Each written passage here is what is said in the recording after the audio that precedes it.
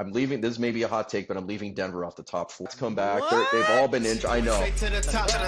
Just put the sec on the clock. I am Ray Allen's a shot. I'm going straight to the top. Yo, what's going on, everybody? Mike here with the Sports and the Real podcast coming at you once again. As always, don't forget to like and subscribe and share with your friends and family what we got going on over here. Also, don't forget the website, sportsandthereal.tv. Almost forgot. Sportsandthereal.tv. Check it out. Latest episodes are linked on there. You can listen to it, also watch it. It'll take you to YouTube. And I'll also have clips on there as well. I'll be updating those. This episode is all basketball all the time. For however long we want to go here, we'll be talking hoops. We're kicking off the NBA season. NBA season kicks off tonight, October the 22nd.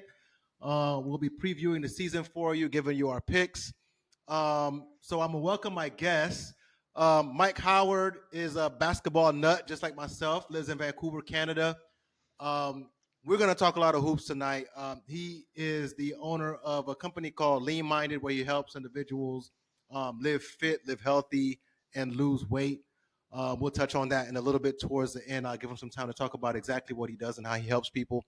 But tonight we're talking straight basketball. He's a good basketball mind. He's not a casual. We don't do casual basketball conversations over here. So y'all sit back, relax. Let's talk some hoops, man. Mike, welcome to the show. Mike, thank you so much for having me. This is an honor, a pleasure, and to just bounce ideas off a fellow old head like myself is always an honor. So I appreciate the vine. Old heads unite. I like that. Yes. All right. Before we get into previewing the season, I wanted to start off with this. We're old heads, and we like guys who play basketball for the love of the game. Mm-hmm. These dudes nowadays, they're getting paid a lot of money, and a lot of them, right? I think I could use the word a lot, the term a lot. A lot of them don't really love basketball. They like what basketball brings. They love what basketball brings, the money, the fame, the women. They love all that. But in terms of just loving basketball and playing the way to play basketball, a lot of them don't love it.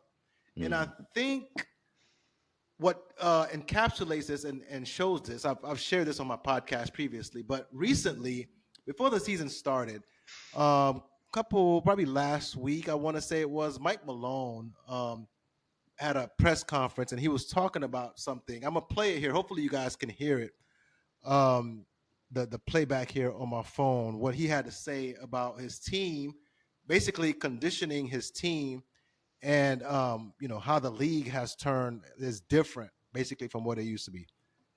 Listen to this. I think so often as coaches in modern day NBA, the league's gotten so soft. Everybody's afraid to condition and run. We have to.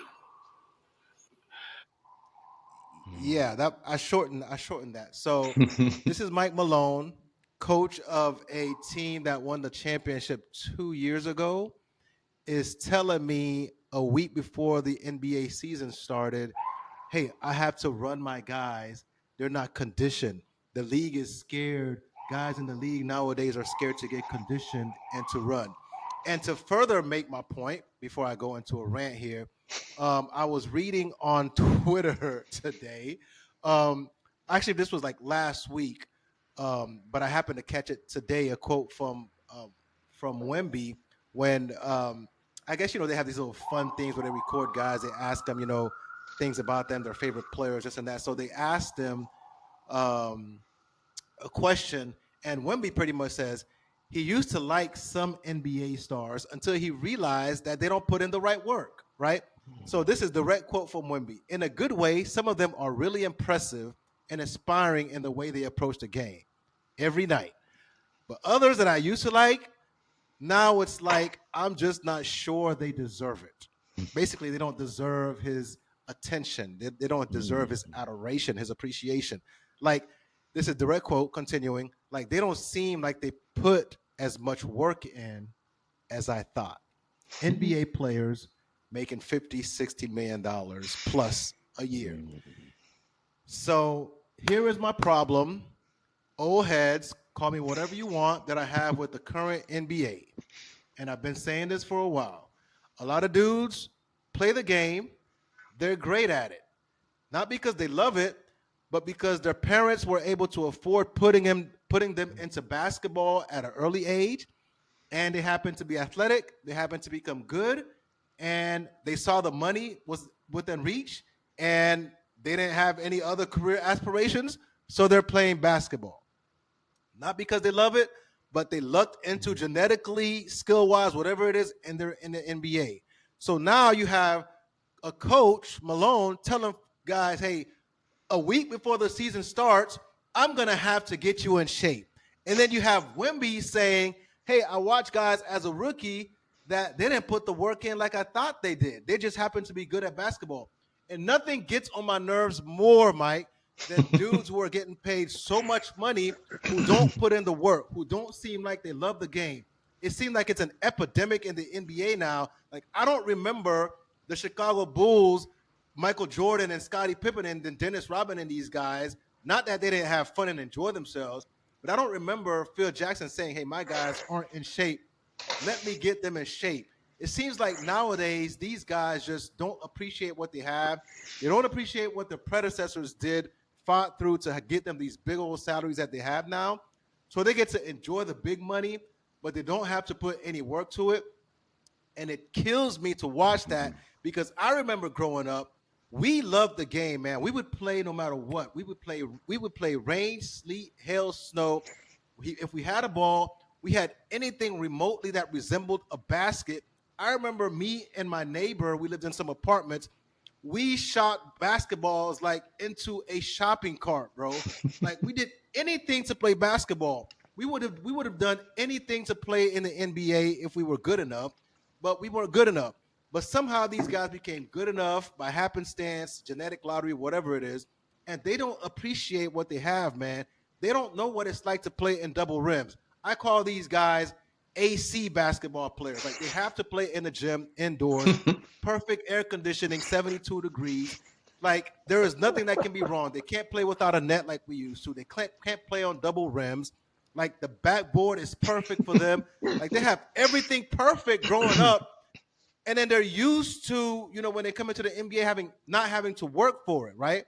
And now Joel Embiid by the way, Joel Embiid is going to miss the first week. That's another conversation for later on. He's going to miss the first week of action. He's already saying he's not going to play back-to-backs. Ridiculous. Like, you're getting paid too much money, people, to not give your best effort, man. I know it's old head thinking. I know these organizations now are telling guys to take care of themselves and to rest and load manage and all that. But there has to be some effort put in to show that you appreciate the position that you're put in, and you appreciate the fans spending their nights, weekends, whatever it is, tuning in to watch you play basketball at a high level.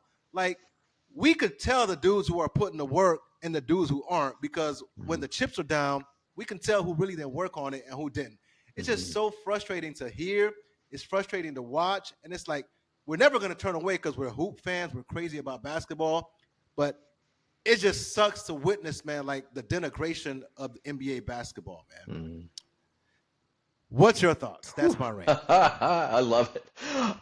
Red hot take right out of the gates. I love it. Just came out swinging, and I'm here for it. Sorry, man. So no, I you could probably see me here nodding. I'm like, oh yeah, that, yeah. No, absolutely. You summoned sort of your best Charles Barkley there, I think, and I love Chuck's take on this, and starting with those quotes. I mean, I think that's sort of a microcosm of the situation, right? And you're getting a quote from Coach Malone, who doesn't pull many punches, and sort of, but he's a mastermind, right? I think that's sort of he's playing chess here, and I think he knows that is going to bring out the best in his players by calling them out a little bit like that. But you could maybe say that about a lot of the league, and you did make sure you said, okay, a lot of the players, not all the players, because of course there are players that are just working, every inch for this. Right. And you got to love a young superstar like Wemby coming out and saying something like that, right? Because, he's not pulling many punches, and he's really kind of established himself as really like a guy that's no nonsense. He's gonna Yeah. say it like it Yeah. is. Yeah. He's a guy that's like, so early in his career that he's not like, I don't want to be a great team in 5 years. I don't want to be a great team in 4 years. I want to be a great team now. So that he's sat down with Pop and company, and he's like, Yep. put good players around me, surround me with greatness. I'm gonna do my thing. I'm gonna show up every game. You know what I've got. I know what I've got. But when a young player sort of steps up like that and speaks out against a lot of that slacking that we're seeing, you know what I mean? Like what you alluded to, I'm here for it. I think it's, he may piss off a few players in the process, but you know what? I think that honesty is refreshing, right? He's showing up and he's like, look, this is, that I'm seeing, this is what my observation is. And having him sort of lose respect for certain athletes, certain players that aren't, pulling their weight, I guess, or working as hard as they possibly can. I think that speaks volumes. So, I'm with you there. Yeah, I mean, we'll get into the season preview, guys, but this is just for people who love basketball. For people who love sport and love competition, right? You want to see guys, especially making that much, not have to be prompted by their coach to get in shape a week before the season. I can say, hey, season's over. You take a couple weeks off. Okay, cool. Mm-hmm. But a week before the season, the coach shouldn't have to tell you, hey, let's run some suicides to get in shape, boys. Come on, man. Come on now. Hey, I got to play you guys a whole quarter in the preseason to get you in shape. That should never happen for dudes making that much money, man. It's just totally embarrassing. Call us old heads, but it is what it is, man. We believe in dudes loving the game of basketball and getting in shape without being prompted by the coach and somebody forcing them to do it. Like, bro, you're getting paid to do this stuff we would do for free. Like, just get in shape, man. Not that hard. Absolutely. I mean, when it comes down to it, it's like, okay, I take nothing away from the skill that it takes to reach that level, to be in the association, because it's one of the most competitive sports to ever, get into at that level.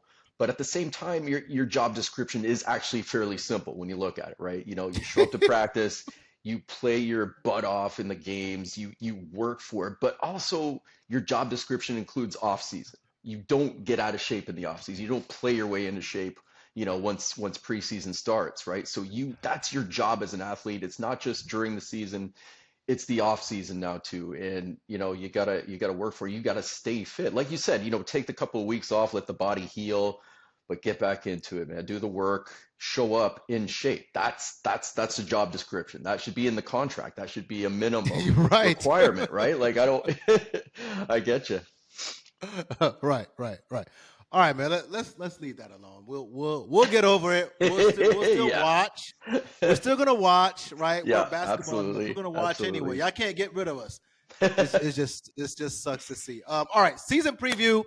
Yeah. Boston Celtics won the championship last year, and I might be on an island here with you, but I don't feel like they're gonna repeat. So we'll jump into that later on. But first, let's do this. Top 10 players going into the season. All right. NBA on TNT had their post, which is Shaq, Chuck, and Kenny had their top 20 players in the league. I'm just going to go with my top 10. We'll do our top 10 here. So they had the Joker at 1, Giannis at 2, Luka at 3, Embiid at 4, Bron at 5, Steph at 6, Shea at 7, KD at 8, Jaylen Brown at 9, and Jayson Tatum at 10. I don't know about that one. So let me tell you guys mine. That one's a little rough for me, all right? I'm okay with the Joker at 1. I would have Joel Embiid at 2 if he were healthy, but the brother's never healthy. He's already going to miss games the first week, so who knows? So let's say Joel Embiid healthy is at 2. I would have Giannis at 3. I would have Luka at 4. My number 5 player is actually Shea. They got Shea at 7. I would have Shea at 5. I would have I would have Ant, then Steph, then Tatum, then Bron, then KD. So I'm going Joker, Embiid, Giannis, Luka, SGA, Ant, Steph, Tatum, Bron, and KD. And I know people are going to be like, hey, how is Tatum that low when he just won a championship? How do you have Tatum lower than Anthony Edwards and SGA? If you switch Tatum with any of those two guys, Boston is still winning a championship. If you switch Tatum with Anthony Edwards, Boston is easily winning a championship, and Minnesota is not getting past the Denver Nuggets. So that's my reasoning for having SGA, then Ant. SGA is an MVP candidate again this year, I think. Then Ant, then Steph still, because I think if Steph was on the Boston Celtics, they still win a championship. I don't think Tatum does anything, gets anywhere close to the playoffs with the Warriors. So Steph, Tatum, Bron, who's aging and dropping out of the lower in the top 10, and KD, the old heads, still maintaining that 9 and 10 spot in my top 10. What do you say? Yeah, my list is much closer to yours than it is to the TNT staff. And no disrespect to them, but man, how are you gonna do my guy SGA like that at 7? I don't know, but yeah, they dropped them. my Canadian guy. But yeah, so actually I have the same guys in the top 10, just in different order. Okay. So okay. I still have, I got Joker 1. The 2, 3, and 4 is different for me. I have Luka, and this was with a bit of hesitation because, as you said, with Embiid, it's like, okay, Embiid's 30, the man's knees are 78 years old. All right, so like I think he's one of the most dominant players, ever to play the game. And honestly, if you go back even 10 months, I wouldn't have hesitated to pick him as the front runner for MVP. I don't know if you agree with that, Yeah. but up until he was injured, Absolutely, I mean, absolutely. he was dropping 34. He's probably Dude the had most like a dominant 70-point guy game or something? Yeah, I mean, he's absolutely a monster. So I went with Luka number 2, and that's off the back of him taking his team to the final. Being in the top 10 in 3 different categories. I think he is emerging as one of the best, one of the greats. That's fair. That's fair. Yeah, but it's not like oh my gosh, he's number 2 for sure because of Embiid. If he's healthy, it's a different story. I got Giannis 3. I still think he's a monster. I still think he's virtually unstoppable. I hope he stays healthy this year.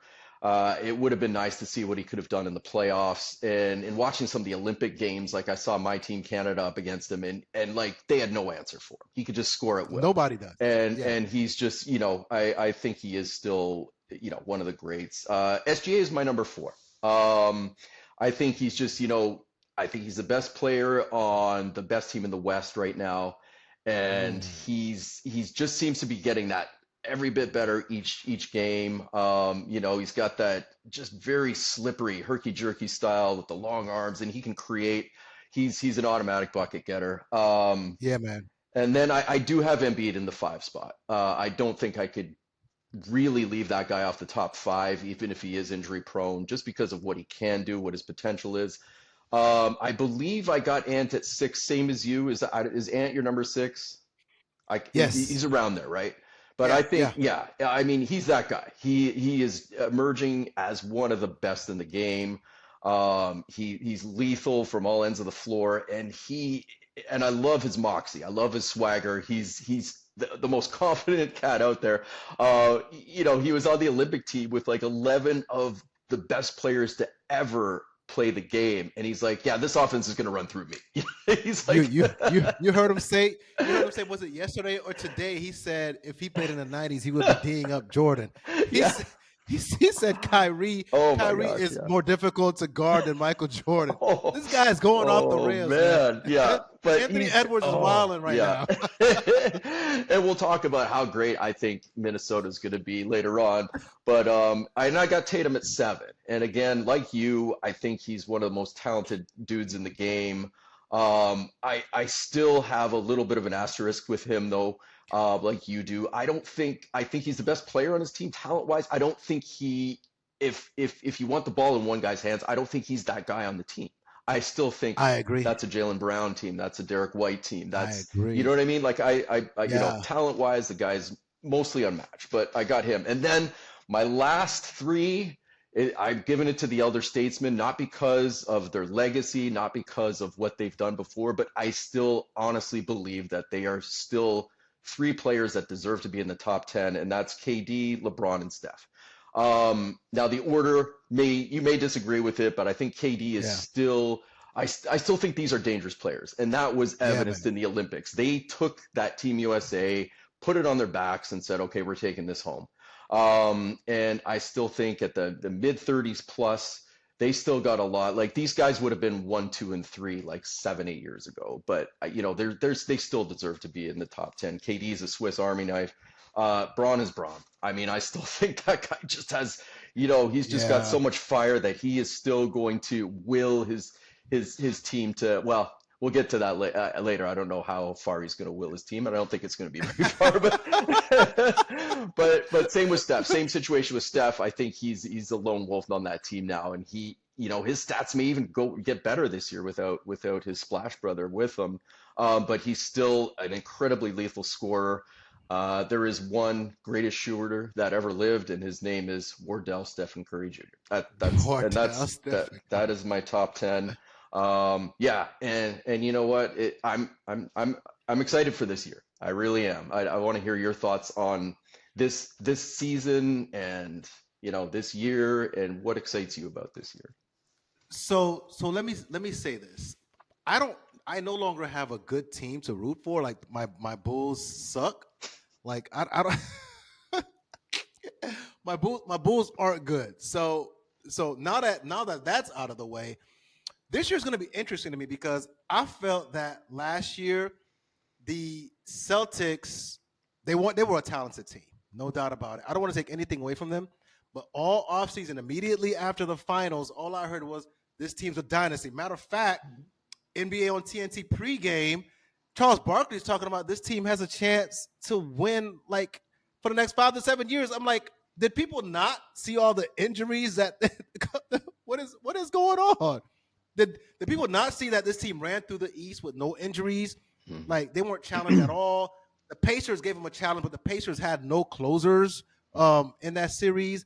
Like they played some pretty bad games and won. So I can't imagine if the Heat were healthy, what would have happened. I can't imagine if the Knicks were healthy and able to get through the Pacers, what would happen. Like there is so much that went right for the Celtics to just breeze and look like they were a dominant team. But you can't tell me that this team, is some dominant all-time team. So what I'm excited to see is when the chips are down, right? Because the regular season, they're still going to blow through in the East, although we'll talk about that later. They're going to get challenged by a couple teams, but they're going to win a lot of games because there's some bad teams in the Eastern Conference. So what's going to be interesting to see when they play the big boys and the big boys are locked in, assuming there's no injuries, what can the Celtics do? Can the Celtics prove me wrong and actually go back-to-back? Or do like I predict, which is they're probably, when they run into the big boys who can challenge them, they're probably going to fold. So that's what I'm looking forward to. Also, there's a lot of hype around the OKC Thunder in the West. I'm not buying it. Great team, but kind of like the Knicks, but a lesser version of that. I feel like, they're better than the Knicks, but a lesser version of what I'm about to say is that the Knicks are kind of dependent on Jalen Brunson to create all their shots. Like if you watch the game opening night against the Celtics, like he was the lone creator. They don't have a single other person. Who's really the dependable in crunch time? Who's a dependable person for OKC? So that's something I want to watch as well. And then the rise of Minnesota, can they keep up the pace? So those are the things I'm watching as we get into the season to see, can these star players, right? SGA is up there now. He's not sneaking up on anybody. MVP candidate. Can he stay up there? Can Ant-Man take the next step and get to that level that we're waiting for him to get to? And can the Celtics actually, when everybody's healthy, can they actually do something and not beat a bunch of injured teams? What about you? Yeah, no, I like that analysis. I like it a lot. a few quibbles, but we can kind of get into that. But I have to say, Mike, I am excited. I'm as excited for this season as I've been in a very long time, and I'm for a couple of reasons. You talk about will the Celtics repeat? I think that's the big thing here is that there is parity. There is so much parity. We have never seen a league top to bottom this talented. Regarding the players, with the teams, Yeah. I think you just have a very stacked league. And I think we've moved away, thankfully, from the dynastic Thank goodness. energy, right? That sort of super team, Thank you, highly LeBron. predictable. Yeah, exactly. Right, where it's like, okay, maybe, and yeah, I got to be honest. Like, I love the game. I have not loved the product over the past, I would say, 10 to 12 years. And I'm just being honest. You can say it, man. Be honest. Say LeBron Yeah, no, killed the league for 8 years. Yeah, You can yeah, say. yeah, no, for sure. So, I mean, you have a super talented league with a lot of parity, and that's going to make for a lot of drama, and I love it. And so you don't have like this, there hasn't been a back-to-back now in I think 6 or 7 years, and that's good for the Yeah. game.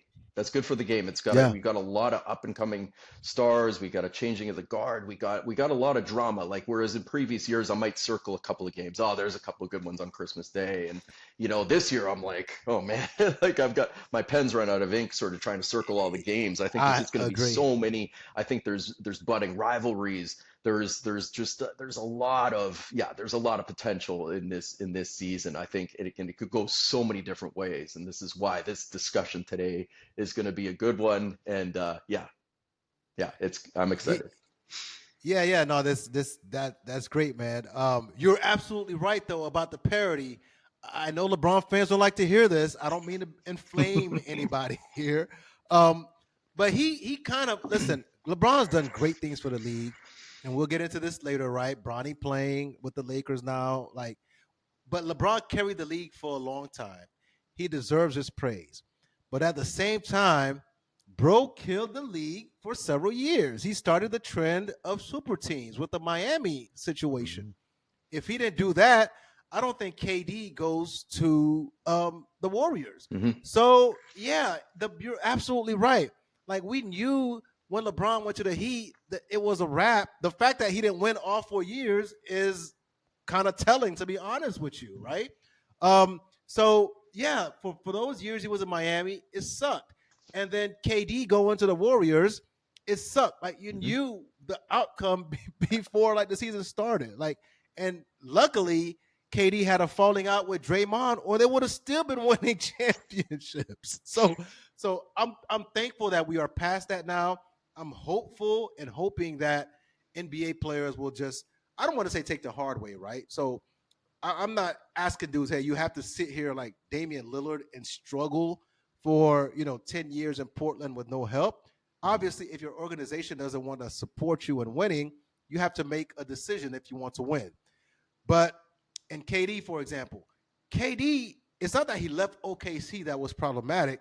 It's the fact that he went to Golden State, a team that was already about to win a championship the previous season that took him out of the playoffs.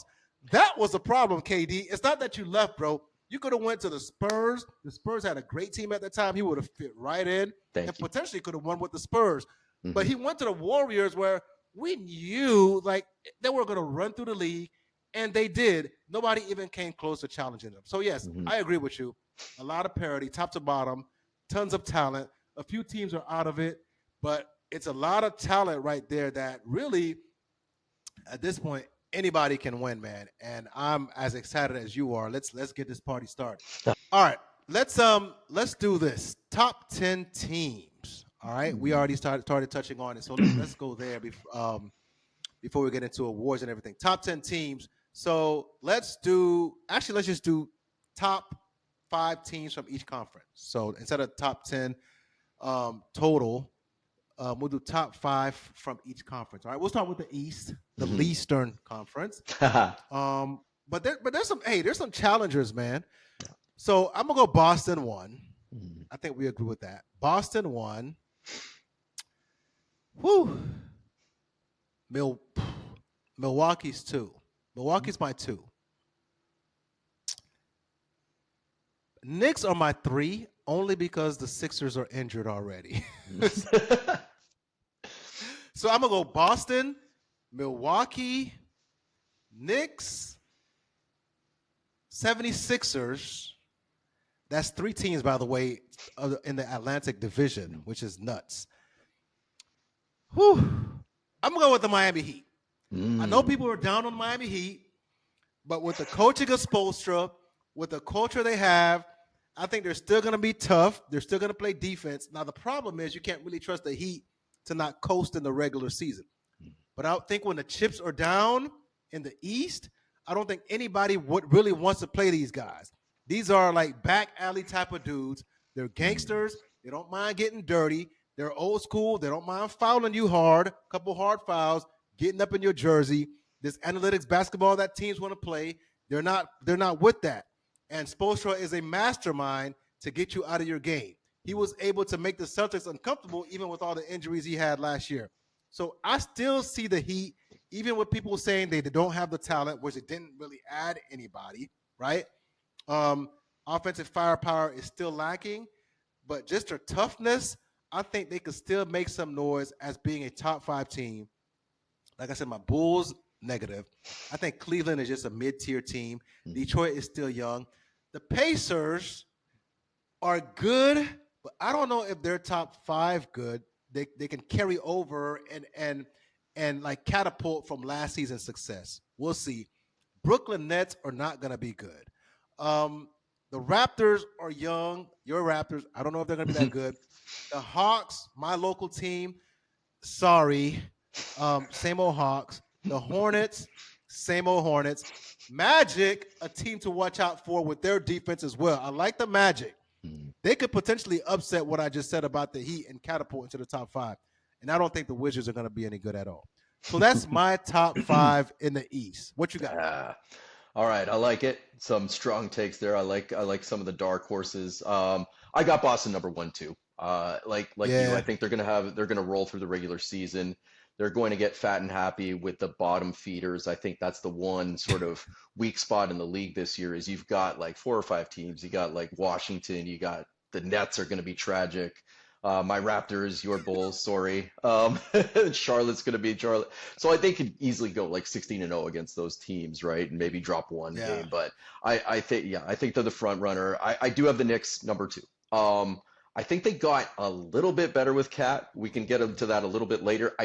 I think Minnesota won that trade, though. I'll be honest with you. I think they got better with Cat? I think they got a bit better, only marginally better.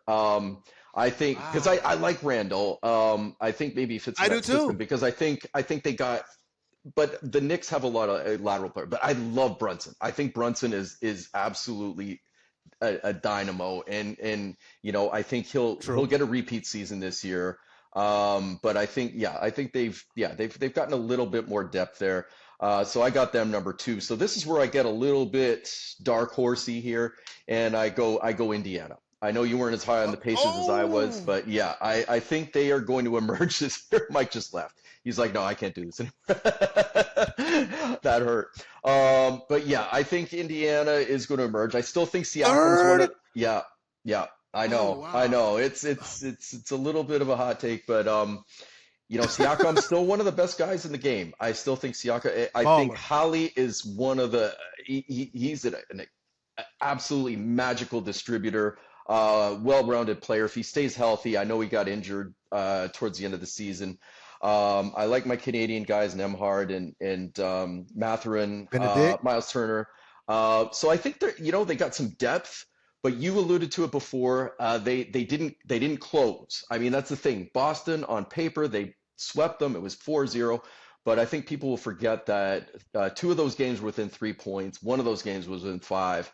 And they could have easily won at least 1 of those games, maybe 2 of those games. So for that reason, I think they're just going to get better. And then I've got Philadelphia number 4. Again, I just, I think getting PG is a huge win for them.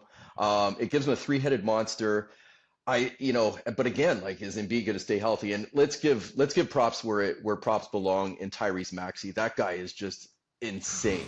Like, what an incredible player. He's one of the 3 under 25 best players of the game right now, and I think he's just going to get better. And so on that alone, I mean, with those three guys alone, the reason why I wouldn't rank them higher is A, the injury, and B, I don't think they have enough beyond that. I think at one point in the season, you're going to deal with some injuries. I'm not I'm not high on Obre or some of their supporting cast. I think they got some Yeah, decent that's players in true. there, but I Yeah. don't know that that's enough when you're going into the long grind of a playoffs that they're going to have the gas and the guys, the horses to get it done. So beyond that, and you'll notice probably one of the absences of that top four is Milwaukee. I think it's between Milwaukee and you mentioned them too as a dark horse is Orlando. And Milwaukee, again, I You got just worry about the Milwaukee out of the injury. top Yeah, four. I do. Yeah, I got them five. I Oh, got them five, and yeah, oh. that was like where do I slot these guys in? And All you, right, that's a hot take. That's a hot take, yeah, man. yeah. And here it is. I hope I'd love to see Giannis and I'd love to see Dame healthy all season, and I think they can do a lot of damage. That's a lethal 1-2 punch. Um, I'm not a Doc Rivers. I don't have a lot of faith in Doc Rivers. I really don't. Like I don't know. What don't you like about Doc, man? Well, I So don't. I'm kind of I don't think Doc is the greatest coach ever, okay? But I'm Mhm. kind of an apologist. I'm like, what was Doc supposed to do when in the Clippers it came out that team had no on court, no chemistry, right? They're basically Mm. out of a lot of infighting. What Mhm. was he supposed to do then? What was he supposed to do when he's coached James Yeah. Harden and Joel Embiid, who are either always hurt Yeah. or major playoff choke artists? So Mhm. I know his record and 3-1 deficits and teams coming back. People say a lot about Doc Rivers, man. Mhm. Listen, I'm not saying the guy is Phil Jackson and Pat Mhm. Riley, but people act like Doc Rivers is like some garbage coach, man. I don't think that's what you're saying, but you Yeah, lack I faith in him. I yeah. don't know, man. I feel like Doc gets a little bit of unnecessary hate at times. Mm. That's just Yeah, me. and I don't think he can shoulder all that blame, but he came in and they had a sub 500 record after he started, and I think he's put in a difficult position because I think the coach that got fired escapes me. Who was it that got fired Oh, midseason? for Milwaukee. Yeah, Oh yeah, God, why is but I it? think it Yeah, was one of those yeah. situations where I think the star players didn't get along, and that's what happens as a coach gets fired. So I think that is an indication that there's a little bit of disharmony. There's some dysfunction somewhere in in that circle. So I think for that, I mean, they've got the talent to be easily in that top two, even, right? But yeah, so because of that, I Adrian put them, Griffin. yeah, Adrian yeah, yeah, Griffin. that's That's right, right. that's right. Thank you. Yeah, yeah, And yeah, yeah. my other dark horse there, I'd say they're kind of right behind. I think watch out for a team like Orlando. They're under the radar. We talked about Tyrese Maxey and how hype I am on that guy. I think Paolo Banchero is right behind him, like a hairline behind him. I think he's one of the most underrated players in the game, and his stock is rising. So he's going to emerge this year. I think I like Franz Wagner, and the pickup of KCP is a very, very good one for this team. They're already an amazing team defensively, and now they've got some depth. So I think they could make a step forward with that lineup this year. They need to get a little bit better offensively. They're not an offensively Yes. Yeah. potent team, but even if they go about middle of the road for there, I think that team will take a step forward. So yeah, and the rest of them, like I said, I mean Miami. I get you. Like if they get in, nobody wants to play Miami. I guarantee you that. Not a Nobody, no. they want none of that in the first round or in a play-in situation. I love Bam. Bam is one of those other guys. His stock is rising. He's a great two-way player. Jimmy Buckets, I mean that guy, I love the way he plays. Like these are good playoff performers. Hero's a good player, and they got some young talent too in Jaime Jaquez and Jaime Hawkins Jr. yeah, Yeah. yeah, and yeah, they got some pieces there, but here's the thing. I picked them to be in the finals again last year. My prediction was it would be a repeat in the finals. I know I look like a fool now. I thought it was going to be Denver and Miami, but Miami. because I thought Miami was going to pick up Dame, I thought they were going to get that piece that they needed. I think the organization did their fans dirty by not going out. Now, I don't know. I'm the armchair GM here, like just, spouting nonsense. But like, I think Pat Riley and company, I thought for sure they were going to get a piece in the off season. So, part of the reason why I don't have them higher too is I feel like there's some disharmony. I think Butler could even be traded. I think there's some disharmony. Why do you say that? You think his time there is done? Yeah. Do you sense that? I sense he's a little bit disgruntled. I don't know that he's really happy there. I think he wants his chip. I don't know that he thinks that he can get that in his current situation. That's just my read on it, but I could be wrong.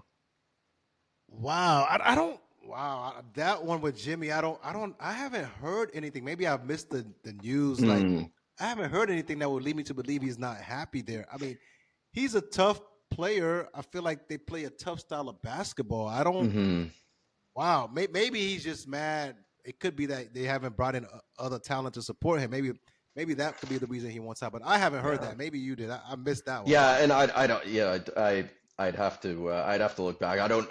Like maybe that was just something that I had heard rumblings of that was never confirmed or anything. That's my feel on the subject. But yeah, cool. That's cool. So wow. Yeah. I can't believe. Listen, I'm gonna tell you this.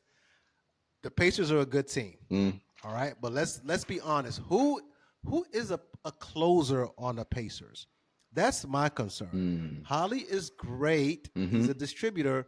When it's up tempo, right, and they're executing their offense, he's good. But who is the guy when the game slows down and you're like, okay, here, you have the ball, right? Yeah. To me, the Bucks have that, right? The Bucks can literally pick and roll you to death with Dame and a Giannis pick and roll. Yeah.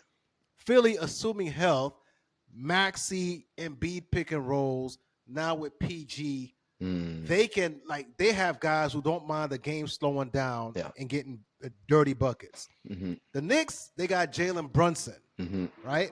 Even if he's solo, he can get it done solo most times. The Celtics, they just have a complete team, but if they truly need big-time baskets, they got a couple guys who can do that for you in Tatum and Jaylen Brown. I'm not sure who the Pacers have. Yeah. Man. I mean, Siakam. They run this spread offense. I mean, Siakam is nice. He gets buckets, but I don't put Siakam in the top flight. You get what I'm saying? Yeah, no, he's not those guys that you mentioned. I get you there. Yeah, the top flight closer. I don't know if the Pacers have that. Really solid team. Yeah. But to me, I always look at it when the playoffs come around, man, and you're looking, at your game plan. You're like, okay, I got to double team that guy, and I got to get the ball out of his hand in crunch time. And I got to do that to you start naming guys. I got a game plan for that guy and game plan for that guy and game plan for that guy. I don't know if the Pacers really have a guy yet, and maybe some of the younger guys take an additional step and then all bets are off. But just based on last year, I don't know if they have a guy who I'm like, you better game plan for that guy. It's in crunch time, or else he will absolutely dagger you. Yeah. I don't know if they have that guy. So that's my only concern. Plus, I don't know if they play any defense. I don't know if they play any defense. And those are fair takes. I think that's, I don't have a counter to that because you're right. Siakam is still a top tier player, but he's not those guys that you mentioned above him, right? Those guys that are those elite players in the league now, those guys that are the faces of the game, man. Right? The bucket getters. Yeah. Absolutely. No, and that's completely fair. And that's why it's sort of like, and that's the beauty of, I think, this season coming up is like, I wouldn't hesitate to put any of those guys like, I would not be shocked if any of them came out of that Eastern Conference. So who do you got in the West, my friend? All right, man, the West is tough. Woo. My regular season pick for the number one team is probably going to be different than who I think will come out the West. So my number one regular season team, I think it's going to be OKC. I already said this. They got the talent. OKC has all the talent. SGA, my guy J-Dub, who I've loved since he was a rookie. Nice player. Chet. They added Harkness time. They got Alex Caruso, like defensive guys. they're going to be clamping teams. They still got Lou Dort, like Mm-hmm. guys who will lock you up. They're going to be making some teams real uncomfortable, Mm-hmm. and they're versatile. I like OKC to be number 1 seed in the West regular season. We'll get to the playoffs in a bit. Mm-hmm. Number 2, I'm going to go to Timberwolves. Mm-hmm. I think the T-Wolves get the 2 spot. I think my guy Anthony Edwards stamps his name this season, and I'll get to that later on, so I don't want to give it away, but you already know where I'm heading. I think my guy Ant, I did a whole episode on Ant, by the way. If you Nice. I'll have to see it. Anthony Edwards takes the next step and becomes the face of the league, in my opinion, this season. I think number 3, I think I'm going to stay with Denver at 3. I think I'm going to go Denver at 3. Can't disrespect the Joker. I don't care who they have, who they don't have. Joker is the most unstoppable player in basketball today. I don't care what anybody says. He is the guy that nobody has an answer to. If you're too small, he's going to take you down low. He's too big, he's going to take you outside, go around you. Like, the offense runs through him. He's like a magician. Like, Joker is still the most like unstoppable cat in the league. So I'm giving Joker his props no matter who's around him. I still think they got great coaching. So I'm going to go with Denver Nuggets at 3. Then it gets dicey because I think I go Dallas 4. Dallas and Memphis to me, 4 and 5. I might go Memphis for you. I might go Memphis for 4 and Dallas 5. Josh coming back. I think John has a point to prove. I think they're still really good defensive team, and they're going to be able to score. Yeah, Memphis 4, Dallas 5. That's how. All right. That's how I'm gonna call it, man. I don't see the Lakers doing much. No. Clippers negative. Warriors one trick pony with Steph. Sacramento will be good. I don't know if they make the top 5. Pelicans, I don't know about them. I know they got Javante Murray. I don't know what he adds to that team, really. We'll see. And then Wemby and the Spurs are right there. I still think they're still young. Houston, they're still too young. So yeah, that's my top 5. So we'll go OKC. We'll go to Timberwolves. We'll go to Nuggets.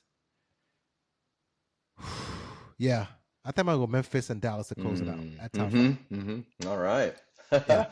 I like it. Yeah. So that's similar to mine. I got OKC at the top, but this could be a 1A, 1B. I think the OKC Minnesota, like, I'm just gonna say it now. I think this is gonna be an insane rivalry. Like, these guys are both incredible teams, and they're young, and they've got pieces everywhere. They got weapons.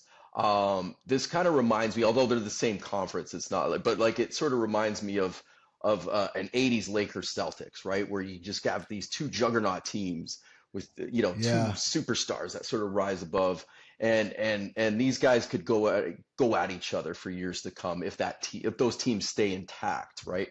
Like I said, they're young, they're talented, they're upstart, and they're ready, right? They're ready. OKC, I think they got even better. So this is a team that finished 1 by a hair last year, but I think, Giddey was the odd man out. I think he's going to be great for your Bulls. I do. But I don't think he kind of fit the mold there. Like, I think he was a bit of a defensive liability. And what they got back made their team even better. Like you said, they're going to be a defensive. Oh man, just like with the combination of when you talk about the guard play of Caruso and the Dortcher chamber, and then Case and Wallace. They call them the guard dogs now, I think, as I've heard. But really? those are some of the. I really like Case and Wallace, bro. They're gonna be locking some defenders. Oh my gosh, that's some of the best point of attack perimeter defenders in the game. I mean, they are going to give people some headaches. They are going to cause a lot of frustration for the opposition. You got and Jalen Williams is up and coming. But yeah, let's talk about the acquisitions. Like with Caruso and Hartenstein, who's perfect for that team because you've got a guy like Chet Hartenstein's a good Holmgren, pickup. who's already an excellent offensive player and a good rim protector. But you have that reinforcement now. I don't think Chet was enough to stop some of these like more imposing big men on his own. I think you get a guy like Isaiah Hartenstein in there. And I just think these guys are all young and they're all on the upward rise. So and I love Shea. The offense goes through Shea. It is still that heliocentric offense. He's a shot maker. He's a bucket getter. I think they're number one. Minnesota though 1B. Like that is a stacked team who also got better. I think they benefited from that cat trade. I think they got the better end of this. I love Julius Randle. They somehow managed this coup of getting Rob Dillingham, one of the best, recruits. And, you look at that lineup, top to bottom, they were already, I think, the number 1 or number 2 defensive team. You can correct me there. I don't quite remember, but they are already a lockdown team. And now they've just gotten better. They've got the reigning defensive player of the year. They've got the size, they've got the muscle, they got the speed, and they've got that guy. And Ant is that guy. As I said before, he is a superstar. He has arrived. He's got the swagger. He's hungry. My number 3 is Dallas. Now, this was a tough one. I found it hard to rank these teams in the Western Conference. Dallas this is a tough one. They did get better by getting Clay. I want to hear your reaction with that too. I want to hear your take, but I think with Clay, people are over. Let me not give a hot take here. Clay is really good. Mhm. Clay is really good still. How much does he fit with Luka though? Luka, talk about heliocentric. Luka wants to dribble the air out the ball for 20 seconds. So does Kyrie. Clay is going to provide more shooting than somebody like Derrick Jones Jr., right? Mhm. But Clay is a rhythm shooter, meaning like I'm expecting the ball, pass it, I'm going to shoot it.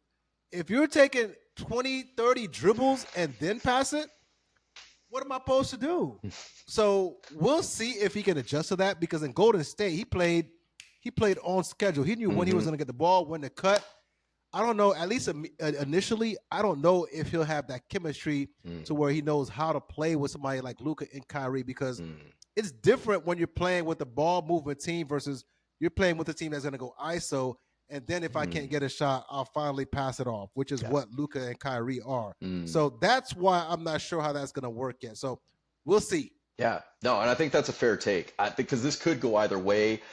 Clay did take a step back last year, and there was some, and I don't know if you noticed this too, Mike, but there was a body language stuff that was negative too. Like you see some of these post-game press conferences, the man did not look happy. He was disgruntled. You could tell there's some frustration there.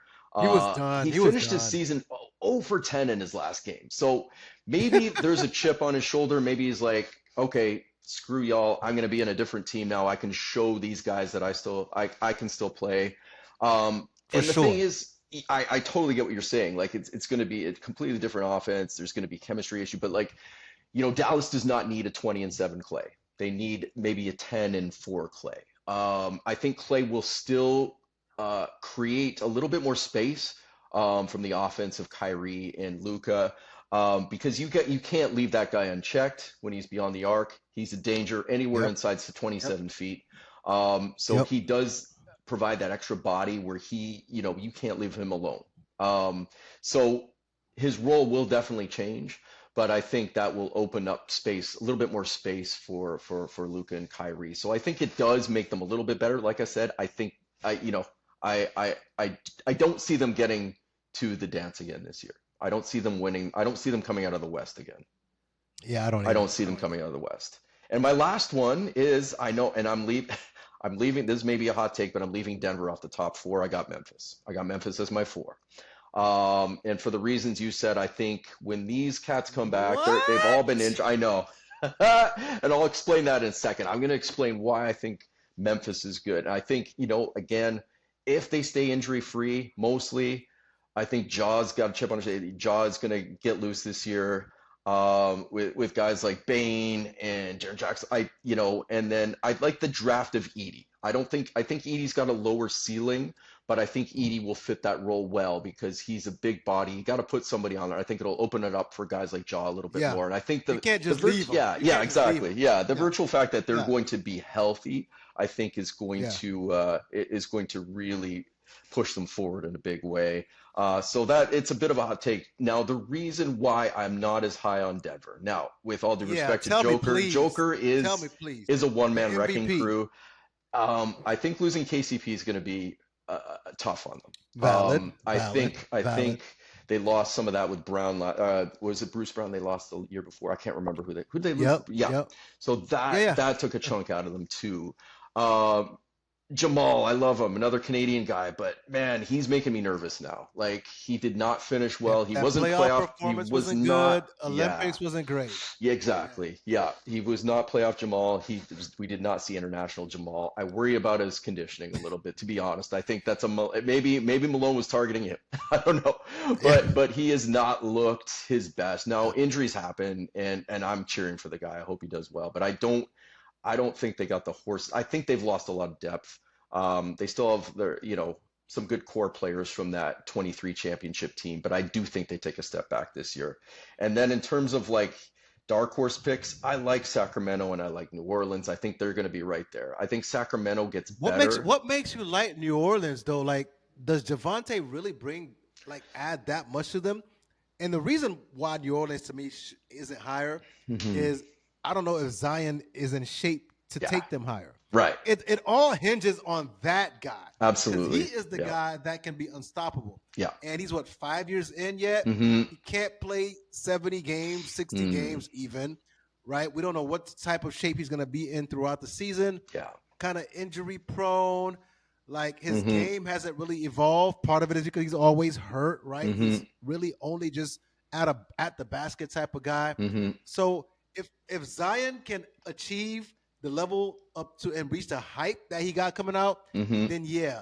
But until then, I just see Javonte as being kind of duplicative, really. Somebody like CJ McCollum, probably a little bit longer, right? Can defend multiple positions, a little bit better defender. But other than that, I'm not sure what they can deliver on the offensive end still. Yeah, and that's, again, predicated on whether Zion can stay healthy. I think if he is healthy, he gives them, 65-plus games. I think he takes a step forward this year. I think Murray's a good addition, but I don't think Murray's the guy that's going to take them over that hump per se. But I still like Ingram and McCollum. Again, it's more of a dark horse. I think I'm a little bit more high on Sacramento. I think Sacramento is an incredibly dynamic team. I think De'Aaron Fox is still one of the best guards in the game. Absolutely. And I like the acquisition of DeRozan. I think DeRozan still got some stuff. I think he brings a veteran presence to that team, an otherwise young team. And does he slow them down though? Do you think DeRozan slows them down? Because the Kings want to run you, right? Yeah. That's what Mike Brown wants. Mike Brown wants rebound, run, lay up, three. That's really what he wants. Yeah.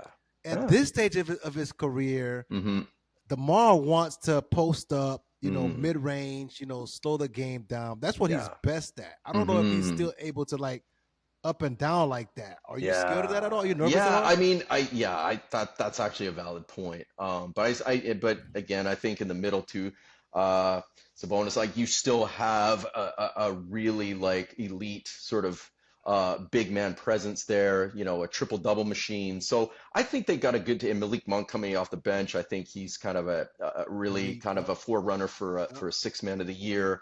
So I do like this team. I think they're just victims of being in a very, very strong Western Conference, right? So it's kind of, I think that there's going to be an odd team out, and it's going to be really tough for them. But I like them as a team. I think they finish top five.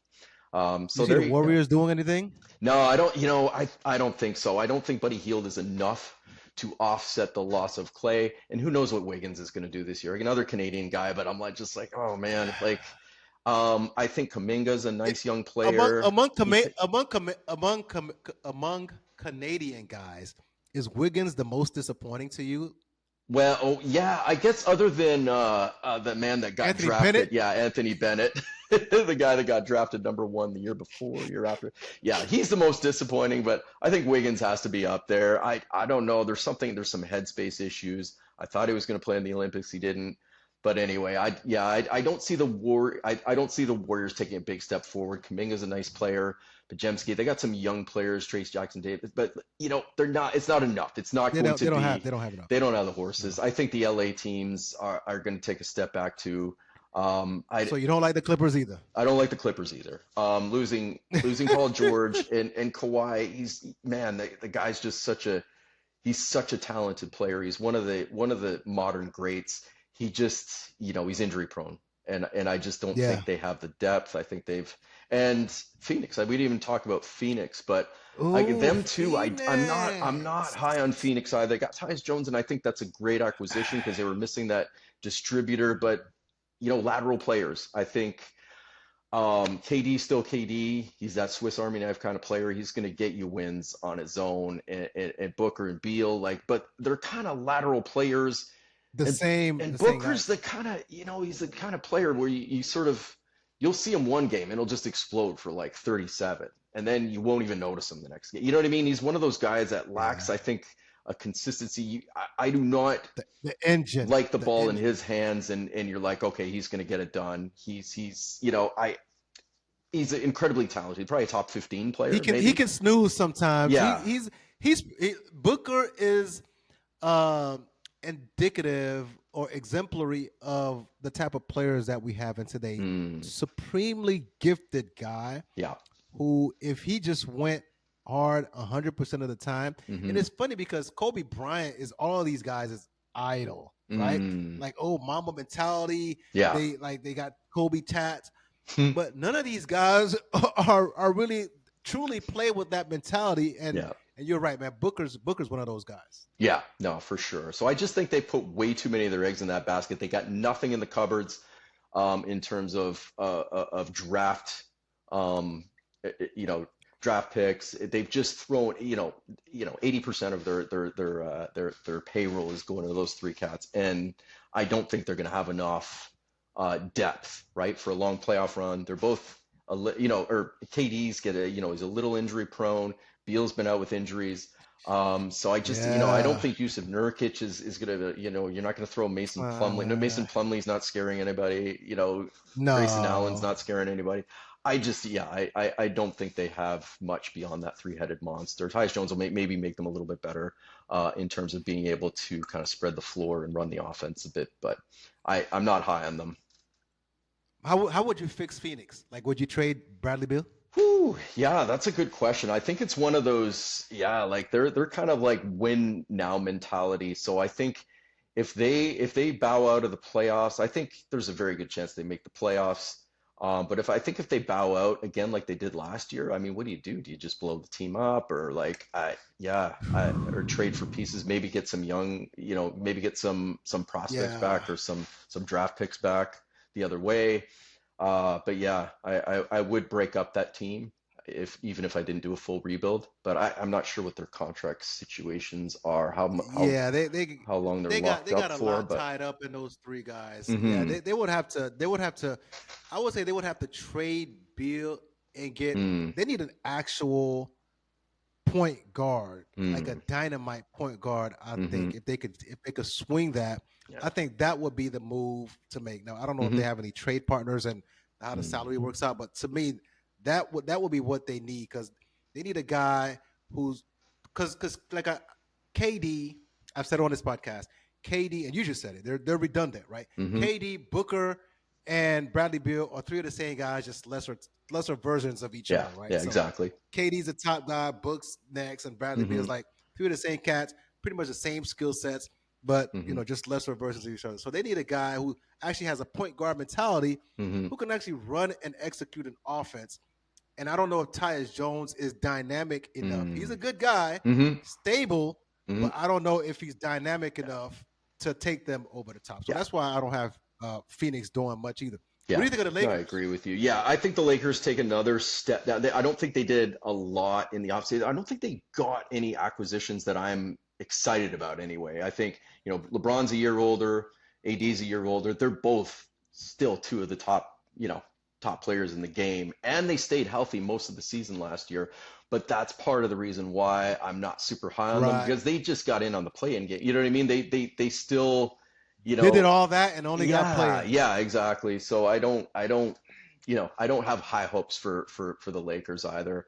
I don't have a high level of trust in guys like D'Angelo Russell or Austin Reeves or I think they're good players. I just don't think they're game changers, right? I don't think they're going to put you over the top. So yeah, that's my take. But the Western Conference is just stacked. I mean, you look at that's where it's different. Like the bottom of the East, it looks much different from I'm looking in these pundits have like Portland as the worst team in the West, and I'm looking at that lineup going, that's Portland not a bad team. They got some young cats. Portland got some young guys. Those guys can bang, man. Anthony Portland got some young guys. Utah's got some guys. Utah's got some guys too. It's not. Yeah, and those are the bottom two teams. Like that's indicative of just how incredibly talented this NBA is, like top to bottom with the teams, right? So there you go. That's the West, and then okay, I guess we. Do you want to talk playoffs then? Your playoff predictions? What do we got? Playoffs. Yeah. All right. So we did top 5 playoffs representing the East. Man, I think the Bucks. Mm-hmm. I think the Milwaukee Bucks represent the Eastern Conference in the finals. So I'm going to take the Bucks going to the finals. They're going to play the Celtics. The Bucks are going to play the Celtics in the Eastern Conference Championship. The Bucks are going to go to the finals and play the West champion, which is going to be Minnesota is going to play. It's going to be Minnesota and OKC in the West Championship. And Minnesota takes it. I think Minnesota takes it to me, and I might as well make my MVP pick now. Minnesota takes it because they have who I call Michael Jordan's grandson, Kobe Bryant's son, Anthony Edwards. I think Ant-Man takes the next step. He becomes the face of the league. I think Ant-Man wins MVP. He becomes the guy where we're like, okay, the league runs through that guy. If he stays focused, stays out of trouble, keeps his head on straight, Anthony Edwards leads the Minnesota Timberwolves over the OKC Thunder in the West and takes them to the championship and to the finals, where they will beat the Milwaukee Bucks 4-2. I love it. And Minnesota gets their chip. Give me Anthony Edwards. Give me the Minnesota Timberwolves. Give me Julius Randle as a perfect sidekick. Let's go. Oh, that's red hot. I like it. Okay, that's good. I like it. Yeah, you're way higher on Milwaukee than I am, but that's the beauty of today's NBA. Yeah, you don't like Doc. Yeah, there's so much parity. Like any of those 5 teams that we named, I wouldn't if any of those teams won, I wouldn't be shocked. Right? I wouldn't be shocked. I don't know what the Vegas odds are on all those teams, but you pick any one of those and they get to the final, I'm not super surprised. And it's going to be exciting.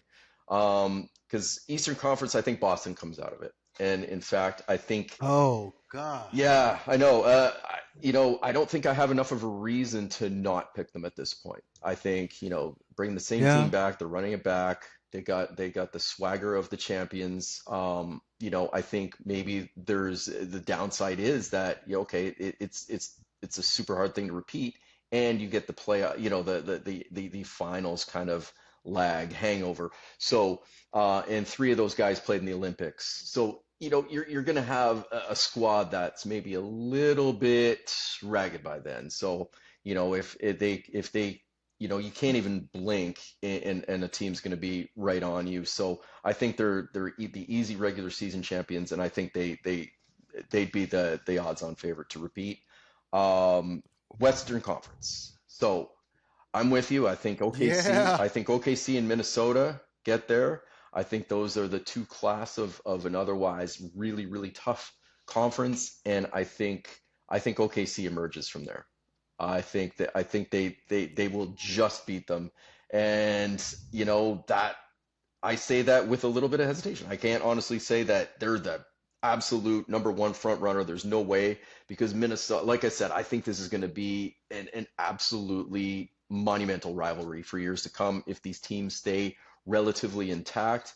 I think these guys are going to go at each other year after year. It's going to be a sort of a Lakers Celtics type of rivalry, and I think Boston does take it. I can't see another team. God, oh Yeah, I think it'll be close. I think it'll be 6 or 7 games, but that's my pick right now. And again, I say that with hesitation. I'm not like, oh my gosh, it's going to be Boston for sure, because it's a highly competitive, and it's a league of parity now. So it's, yeah, I say it with a bit of hesitation, but I think Boston still has the horses. I still think that, they're the reigning champs. They're the team to beat.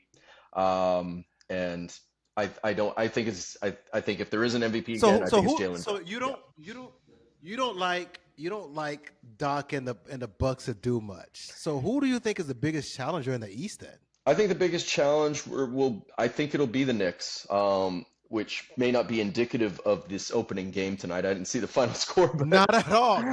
Yeah, Thank you. yeah. But no, I think that you got a hungry team. You got Jalen Brunson emerging as a superstar. That's gonna put that team on their shoulders. I think they will be. If I had to pick a team, I think it would be the Knicks. That Boston ends up playing in the. So okay, so you got Boston repeating, man. I do. Yeah. I know. It's like. I don't know. There just wasn't enough of dissuasion. I think other teams got better too, but I look at that team and I'm like, that's still a really strong team. And that's now a team with a lot of chemistry. That's a team with a lot of confidence. That is a championship team now. Yeah. But you know what? Yeah. These other guys are ready. I don't think Boston steamrolls anybody this year. In terms of like maybe the first round, but like I think they have some tough matchups. And I think you were absolutely 100% right. They kind of got a little bit of a hospital.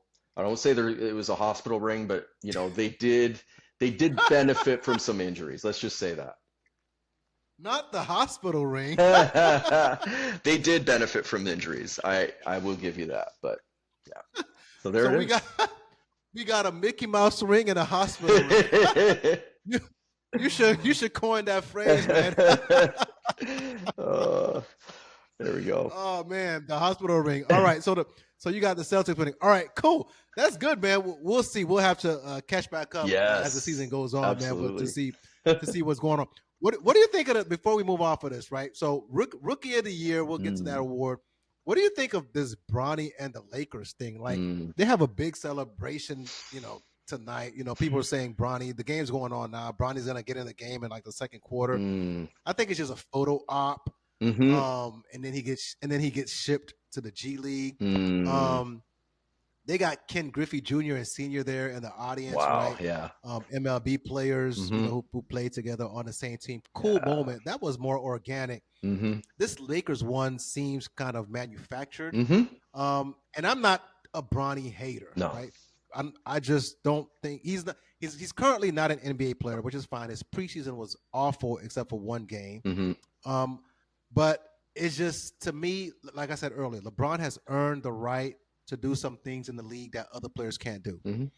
But it also seems like getting your son to get drafted to the Lakers, I can see him, okay, anybody draft Bronny, fine. But coming to the Lakers is like, it's just a photo ops. And so it's more about LeBron than Bronny. Now, like I said, I'm not as down on Bronny. I think eventually maybe he could be a rotational player where he could, be like, a defender, right? And hustle play guy if he chooses to be. Play defense and knock down some open shots. He's never going to be a 25-point scorer or anything like that, right? I've said that on this podcast. He's not going to. But I think he can. He's athletic enough. If he puts to work in, right, he can become that guy. Right now, though, I don't think he should be on the roster. He should be in the G League. He really should be in college developing. Yeah. So that's an interesting situation to me. Listen, like again, Bron carried the league for so long he could do whatever he wants to an extent. But this right here feels kind of manufactured, Mm, and it's not as organic mm. as the Griffies were in baseball. What Yeah, do you think about that? I agree with you 100%. Manufactured is probably the best word you could use in this situation. And again, I'm not hating on Bronny either. I actually he did not bring this on himself. That's the thing. I don't think, he's sort of almost Yeah, like the innocent bystander in all of this. So there's a yeah. lot of pressure, right? You're the son of one of the best ever. And you're right. He's not good enough. He's not one of the best 400 plus players in the to make that league. He's not. I think he can still have an amazing career in basketball. It just may not be in the NBA, right? There's other Oh, opportunity. You know what I wow. mean? Like I don't see him You being see, you like see him in the Euro League? yeah, and there's nothing wrong with that. I don't think that, and that's not a knock on him. I just think that I think yeah, this is this Damn. his trajectory has been predestined, for a long time. And Absolutely. I think, Absolutely. that, and again, that's not his fault. That's not his fault. And there's a lot of pressure that comes with that. So I think, okay, they got their moment, they got their photo op. Like you said, LeBron has built up enough credibility and status in the league where he Yeah. does kind of have a little bit of that sway where you're like, okay, you know what? We'll kind of make this happen. And I'm not going to count the guy out yet. Like it's like you said, he may develop more. He may just he may turn into like some sort of a role player, bench player, and that's great too. If you Yeah. get to play the game of basketball that you love for a living, I mean that's a win, right? Um, but I still think he can have a career, whether it's in the NBA or whether it's over in Europe, and these are some good leagues, over in Spain or what have you, or Italy. I I still think he can contribute to the game in some way, and it may just not be as a Laker, right? Yeah. Yeah. I mean, I don't want to come down on the kid. Mm-hmm. I've defended him really on Mm-hmm. this podcast. I've defended him. Like I said, I said I think he can become like a Pat Bev type of guy. Mm-hmm. People are quick to remind me that Pat Bev averaged darn near 40 points in high school. But high Mm-hmm. school is not the NBA, No. right? I think the role he can play is if he puts his mind to it, Mm-hmm. I can play defense, lock down your point guard, Mm-hmm. and I can shoot the three Yeah. ball. He's never going to be a creator, Mm-hmm. right? He doesn't have that kind of game. He's not going to be a volume scorer. He's Mm-hmm. not that type of guy. But I think if he puts his mind to it, he has the physical build Mm-hmm. to actually do that. So that's why I'm sticking up for him. But Yeah. anyway, off of Bronny into the rookie of the year. Mm-hmm. Who do you think was this is a terrible draft Yeah. class. So we're talking Bronny James. Uh, Bronny James taking all the attention yeah. from how terrible this draft class is. I went to Vegas, and I was in Vegas, and I caught a summer league game, Mm-hmm. and I saw the number 2 pick, Alex Sarr play, Mm-hmm. and I'm telling you right now, Alex Sarr sucks. Okay. Oh man, that's harsh. It's harsh, but it's fair. Alex Sarr, I promise you, I was watching him. I was like, he doesn't do anything on the court where I'm like, this guy was worth the number 1 pick. Mm-hmm. I don't think Zachary Risachet Mm-hmm. was really worth the 2 pick, but that's who we have, right? Mm-hmm. They had to be the best. Somebody had to be drafted that Yeah. high. Yeah. The best player I saw at the in Vegas Summer League was actually Dalton Connect with the Lakers. Mm-hmm. I don't know how much time he's gonna get, playing time he's gonna Mm-hmm. get playing on the Lakers, right? Essentially playing behind LeBron of all people. Mm-hmm. But I thought he was the best player out there. Reed Shepard is nice. Mm-hmm. Zach Edey's probably gonna get it. He's gonna get a ton of playing time, and he's big and playing. He's gonna be set up for easy baskets playing with Ja. Mm-hmm. I think he's an odds-on favorite to win right now. Mm. So in a terrible draft class, which is probably going to go down as an all-time bad draft class, Zach Edey might be the pick for Rookie of the Year Mm. because by default, there's nobody. Maybe Dillingham can get Mhm. it if he gets some playing Yeah. time. But other than that, who do you have, man? Because Yeah, I don't know. that's a man. tough one. I agree with you. The French guys are not. I'm not feeling the French guys right now. They have not showed up well. Yeah, like you said, weak draft class, all the attention on Bronny. I think Zach Edey is probably the front runner, but yeah, Reed Shepard could be up there. But I also like your guy that Chicago drafted. Matas Buzelis. I don't know if I'm pronouncing that Oh, correctly, but yeah, Basilis. Yes, Buzelis. yes, I think yes. he's a nice player. Yeah. I think he could be a dark horse pick. I think a safe pick is Zach Edey because he will figure right into that rotation initially. Like he'll fit into that role fairly Mhm. seamlessly. He's a big body, 4 years college experience. He's the type of guy that could probably go and get you some productivity right away. So that might be the front runner. But actually, Dalton Connect he's a nice player too. Like Dawson yeah, connects. yeah, Nice. I would say that That's nice. he's a front runner too. I think the safe bet is Edie, but I wouldn't be surprised if it was any of those guys either.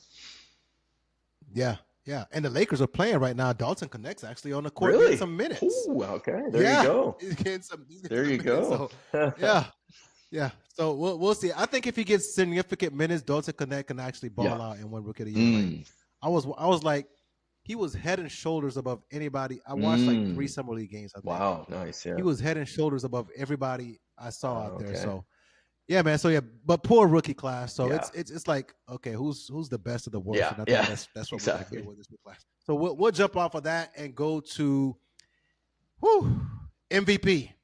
I told you who's my MVP. MVP. Yeah. Who's your MVP? So you like Ant for MVP. You think this is his year? Oh, Yeah. Anthony Edwards. It's his year. I think he takes over the league. He Okay. becomes the face of the league. He stamps his position. He is that guy. He is the Michael Jordan, Kobe Bryant of this generation. Wow. You're gonna have to go through Ant-Man, all right? Okay. Wow. Boston Celtics, you're gonna have to go through Ant-Man, Jayson Tatum. Right now, I'm calling He's it calling it. Anthony Edwards, MVP, Michael Jordan's grandson, Kobe Bryant's son. He's Yeah. gonna have all the highlights. He's gonna have the buzzer beaters, the block shots off the backboard like last year, the nasty dunks. He's gonna have the package to say, "Hey, man, here is your MVP." Yeah. Now, here's a caveat.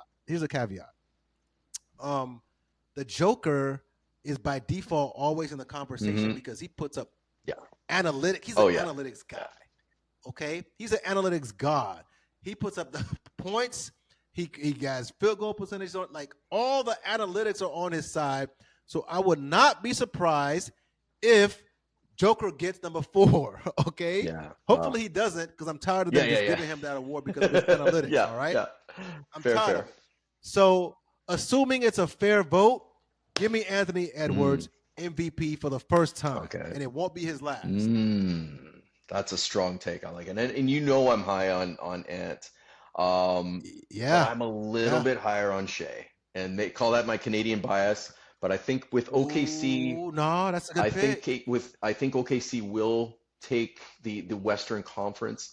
Like I said, I think Boston will have the best record in the league, but I think that team is just too spread out to sort of give it to. I mean, Tatum's a supremely talented player, but I don't think he's going to be so head and shoulders above everybody else on that team that the voters are going to be like, yeah, that's the guy that I'm going to. So I think Shea will be, though. Shea is that step higher than the rest of his team, just as Ant is for his team. So I think it'll come down to what team kind of comes out of there with the best record, and the voters will just sort of go by that. I think it's going to be close, but I think Shea is that guy. Listen, I wouldn't be surprised. Shea is gonna put up some stats this year.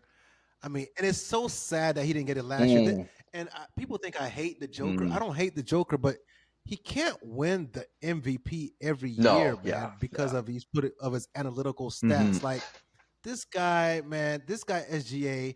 I thought either SGA or Luka should have won it last year. SGA's numbers are just so ridiculous. He carried a young team that nobody expected to the number 1 seed, and that alone should have gotten him the MVP. But it is what I won't be mad if Shea wins it, because he's going to average like 33 points. Yeah. I think he'll get over. It's going to be nasty to watch. Yeah. Oh man! All right, so we did MVP, we did Rookie of the Year, we did champions. That's the NBA preview, man. I like it. Anything you want to take back now before we lock it down? No, I think we should have this conversation again in May, and you can say I told you so, or but just I just love that anything could happen in this year, and it's just they're gonna get out there, they're gonna play the game on the court, and just we're just gonna let the the magic and the cinema unfold here, and I think we're gonna witness a phenomenal season. And this is going to be interesting, but I mean, man, thanks for having me on here to discuss this, because this is amazing. And I hope we have this conversation again later in the season where we kind of see where our picks stack up. And I could either call you a genius for Milwaukee getting into the final and Ant getting that MVP. I will be like, yes, Mike, you were right. Or we'll see what happens. But I think we're mostly on the same page with a lot of this stuff. I think it's just like a minor quibble here and there. But like, I think, we share a lot of the same mentalities and a lot of the same sort of, visions and yeah, that just opinions when it comes to a lot of this stuff. So what's your Raptors doing? Ooh, Raptors doing anything I this think year? they're cellar dwellers again. I think they're they got an okay nucleus, but they, I think RJ Barrett will take a step up this year. I think Scotty Barnes will take a step up this year. They've got I still think they're missing a lot of pieces. They still need some good draft picks, some good acquisitions. I don't have high hopes. Let's just say that. Yeah, I don't either. No. I mean, as a Bulls fan, I haven't had high hopes for us in a long Yeah. time. So this season is probably gonna be really bad. It's gonna be really bad. So I will be watching everyone else except for the Bulls this year.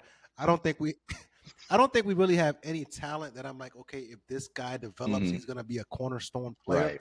which is a bad place to be, Mm, right? And Derrick Rose retired recently, mhm. and I did an episode about how the Bulls, after Jordan retired, they were kind of in this lull, Mm. and they started getting some good players with Ben Yeah. Gordon and Kirk Oh Heinrich yeah. and Noah and Mhm. Lou Deng. Mhm. But they were starting to elevate, and then Derrick Rose came in, and boom, they hit the Yeah. ground running. The Bulls don't have anybody in the Mm. Lou Deng, Kirk Heinrich, Mhm. Ben Gordon, Noah range that you're even like, if they were to get a Derrick Rose, Mhm. that team could catapult. Yeah. So at this point, they're just swirling around at the Yeah. bottom, and then tank again. I guess we'll see. We'll see what happens, man. So Mhm. yeah, so I'll be watching everybody else. It'll be exciting to Yeah. watch. Like you said, man, the parity is off the chain. Mhm. So good times up ahead, man. So Yes. before we wrap up, give you some time to talk about Lean Minded, what it's about, Mhm. what you. Because I like to hear about dudes doing stuff outside of just watching basketball. So Yeah. tell us about Lean Minded. Love it. Yeah, so basically we help people live their healthiest life, right? So we try to help people find their best path forward through better nutrition, better mindset, better habits, and action orientation, right? So basically we clear a lot of the clutter and confusion because it is a very confusing world, a very confusing, sphere that we live in, right? There's a lot of contradiction. There's a lot of noise. So I try to Mhm. bring clarity amongst the noise, give people a signal amongst the noise, give them the simplest strategies that they can use to live a healthier life, to live their best life, basically, whether that's losing weight or just managing health conditions or just being able to do the things that they want to do and live their best life. So that's it in a nutshell. So I just help people change, help people change their habits, help people change their mindsets. That's basically what I'm about. That's what's up, man. Yeah, we need that Mm, because nutrition and fitness nowadays is a confusing field. People are telling you to eat this and only this, and mm, nowadays there's this fad of eat whatever you want. Nobody cares, mm, what your body looks like, and people are just gonna start dying off because of that. So, mm. good work that you're doing, Oh, man. thank you. I'm sure you're doing a great job. Yeah, so we'll keep an eye on that, and you'll have how can people reach you? Yeah, I mean, Get in easiest thing to contact with do, maybe just follow me on social. So Instagram is at Lean Minded. Yeah, and if anybody has questions, happy to answer. No pressure, no sales, just kind of, bounce questions off me. Like I said, I'm just here to help, and yeah, I think a lot of people just need this, and people feel stuck, right?